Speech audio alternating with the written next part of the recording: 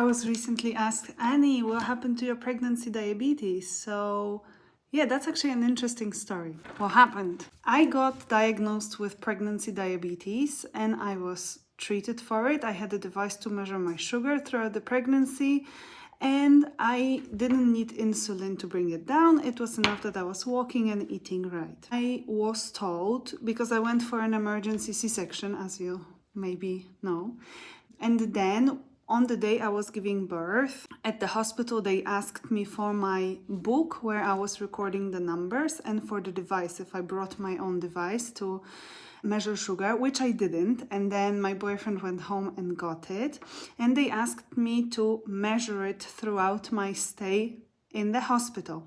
So I was admitted for 3 days, and for 3 days they were asking me about my numbers, which were high. They were too high, so for the 3 days post giving birth, I still had diabetes. Then we were transferred to another hospital.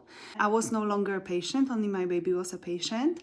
So I decided to record the numbers myself. And after a few days, finally it was gone. I got 2 croissants for breakfast, which should spike my sugar through the roof, but they didn't. And I had 2 croissants just to check if the diabetes is gone.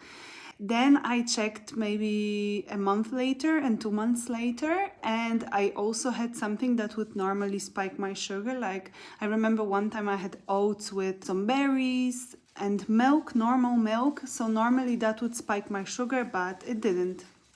Then I was told I need to go for a checkup. I need to do Zucker test again. But because I have this device, I can measure it myself at home. I know that I don't have a problem anymore, so I don't want to put my body through something so drastic as the glucose test, because I think it's pretty drastic. So I'm not going to do it, but it's not a medical advice. I recommend that you do it. It's just my personal choice because I kept monitoring the levels and I know that I don't have this problem anymore. So I am diabetes free.